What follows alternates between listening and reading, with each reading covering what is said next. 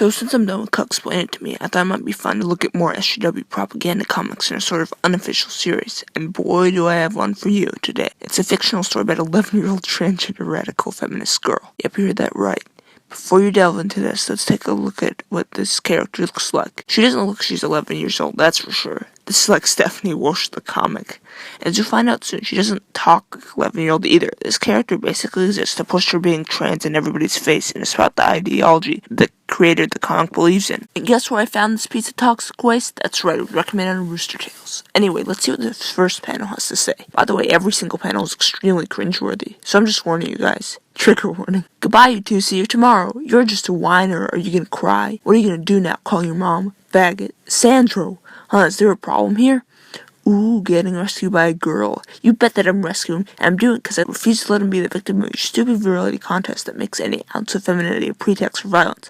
Okay, first of all, that's not what bullying is. Even though it's clear that the kids are picking on him for being effeminate, they're doing so because they're insecure about themselves, not because they want to appear more manly. I'm sure this is just some of the toxic masculinity propaganda. What about girls who pick on other girls for being too manly? Is that just their toxic femininity at work? Anyway, what is she saying? It sounds like feminist witchcraft. It's not our fault. We swear. Hetero and cis-normativity made us do it. Okay, this is what pisses me off. Heterosexuality and having your brain match your body being normal does not cause bullying. They are not bad things. Are you telling me that I can be myself without taking into consideration what society imposes on me? It seems to me others are in a better position to know who I am inside now. I know, it sounds like common sense. You don't even need to be a boy or a girl if you don't feel like it. Then what else would you be? There's no evidence for a third gender, and gender isn't about your feelings, it's about your brain. You don't need to be a girl or a boy. Are you crazy? What would happen to social cohesion? No, it just said there's no such thing as a third gender, so you have to be a boy or a girl. People won't be able to make assumptions about behavior or actions. Actually, they would. They would correctly assume that you're just trying to be a special snowflake. I'd be treated like an individual instead of just like a boy or a girl. It would be the end of civilization.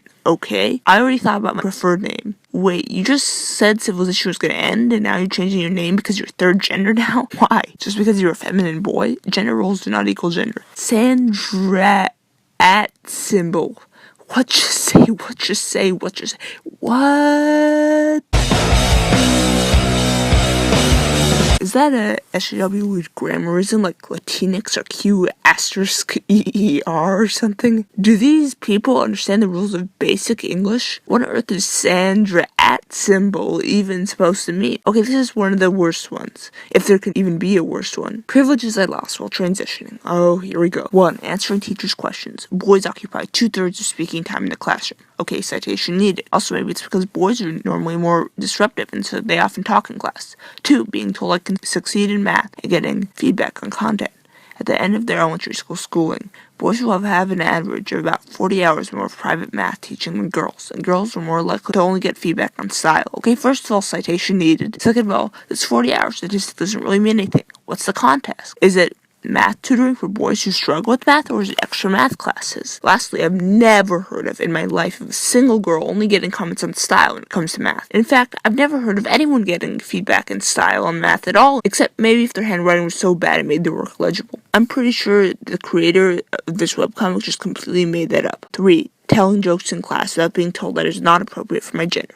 Girls don't interrupt, come on. Okay, I've never heard of this happening. This is a total straw man. If someone tells jokes in class when they're not supposed to, and the teacher hears them, they get in trouble. It doesn't matter whether they're a boy or a girl. And I've never heard the phrase girls don't interrupt until this piece of toxic filth. 4. Not having my body shamed and policed by school administration and teachers. Steffi, this is inappropriate. By the way, the character's name is Steffi. Like I said, Stephanie Walsh the comic. Okay, I hate the whole school dress codes or sexist argument. The reason that there are more rules for girls than there are for boys is because it's fashionable for girls to dress in a provocative way. So naturally, there are more rules against that manner of dress. It's not body shaming or body policing. If it were a fashion for boys, it would be the other way around. It's as simple as that. Not only that, but these are the same people complaining about the objectification of women, which I talked about in a previous video. Anyway, let's move on. Welcome everyone to our first meeting of Gender Pirates. Oh yeah, that's totally a group name that tries to make transgender people look like everyone else. Totally not attention-seeking at all. We'll start by telling our names, preferred pronouns, and something else about us. I hate the preferred pronouns nonsense. You should present us the gender you want to be perceived as. You shouldn't have to state your pronouns, even if you are transgender. Call me Steffi.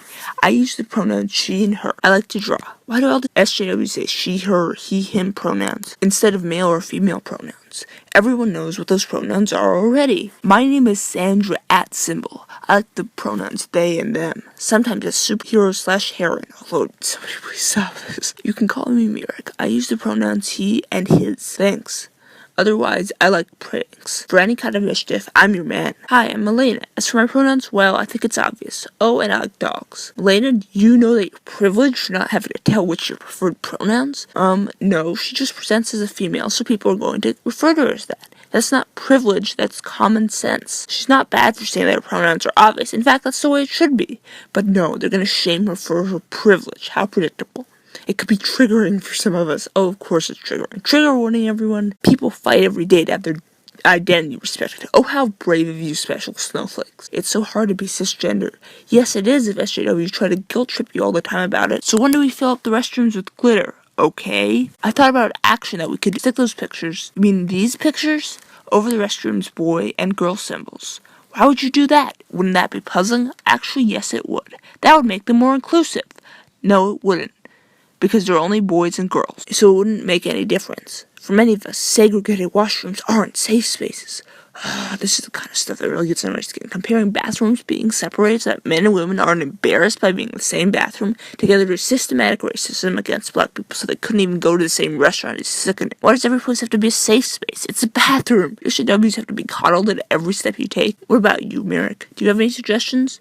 Well, it's currently Intersex Awareness Week. Maybe do something about that? What is intersex again? To be honest, I'm not exactly sure. That's why I think it'd be a good start to simply talk about it. Are we serious right now? Have we seriously come to the point where even SJWs don't know what intersex means? It means that baby is born with ambiguous genitalia. And don't come after me, all the SJWs who are complaining. Having a little too much testosterone if you're female, or a little too much estrogen if you're male, does not make you intersex. Sorry. What's that even supposed to mean? What are you doing with the boys' coat, Steffi? It's my coat from last year when my father tried to get me into racing. Okay, then why does she wear it if she associates it with that? But you know, clothes don't have any gender. Girls can also like blue and racing. Yes, but most trans girls don't, because that sort of stuff gives them dysphoria. Hey lad, do you know where the bus stop is? Okay, first of all, only Scottish people ever say lad, so sob. Wait, if she's so sad about that, then why did she wear boys' clothes in the first place if she knew that this might happen? Come on, she's not a lad. Apologize now. Wait, but the man did it unintentionally. Why is this girl getting his case for it? Oh right, I forgot this was an SJW propaganda piece. Then the guy starts to apologize. Oh, I'm really? But no one cares about his apology for something that he did on accident. Sniff, I don't want this coat anymore.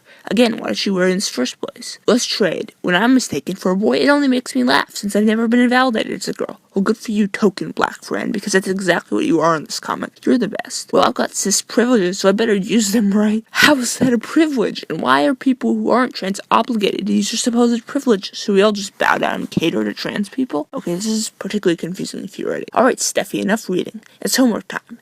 You need to work. That's a perfectly reasonable thing for a parent to say, by the way. But I'm busy. What did I just say? Enough reading, you need to work. Did I really say that? Yes, you did, and there's nothing wrong with it. I don't understand why this comic is saying that's wrong. Kids should put their education first. Understand why this comic is saying that's wrong. Kids should put their education first. They need to do their homework. I agree everyone should read, but homework is more important. Huh, yes, Mom. No, honestly, I apologize. Please keep reading. It isn't homework time. Just this one. Stephanie Wolf Jr. has it right. When people spend their life being told that reading isn't important, it's no wonder that they don't care about it. No one is being told not to read. Who is doing this? I don't understand this. Okay, brace yourself for this next one. Thanks for inviting us, Alice. I really wanted to congratulate you both. How do you feel, Loic? I feel great, but being pregnant is a very particular situation for a man. Yes, it is very particular, an extremely dysphoric situation for a trans man. Very, very few trans guys ever want to think about getting pregnant. I, for one, would have to kill myself if I got pregnant, and I'm not joking. Even the few guys who do get pregnant do so as a sacrifice so that they can have their own kids. It's still extremely hard for them. It's not a happy, fun time. People use my pregnancy to either invalidate my gender identity or my sexual orientation. I have a healthy uterus, so why shouldn't I use it? This is so infuriating. Real trans men aren't at all happy about having female internal organs. They would never talk about that so flippantly. My mother actually said that after all, we're kind of a heterosexual couple since we can reproduce. I got really angry. It's like saying I was just having a phase after all because I dated a man who can carry babies. By the way, Loic totally still looks just like a woman. He didn't transition very well. Just saying. Are you okay, sweetie? Yeah, just my brain is busy undoing beliefs that were forced into it about the relationship between heterosexuality and reproduction. I mean, the relationship that occurs 99.9999999% of the time. I think the only beliefs you should undo is the bullet that gets lodged in your head thanks to people who write comics like this. Is that a side effect of heterosexism, Mom? Well, those beliefs are, and they lead to homophobia. Anyone wants a drink? I don't even know what to say. Okay, I quit. To be more precise, I'm gonna lend a whole new meaning to what it means to rage quit. I can't stand this any longer. Goodbye, guys.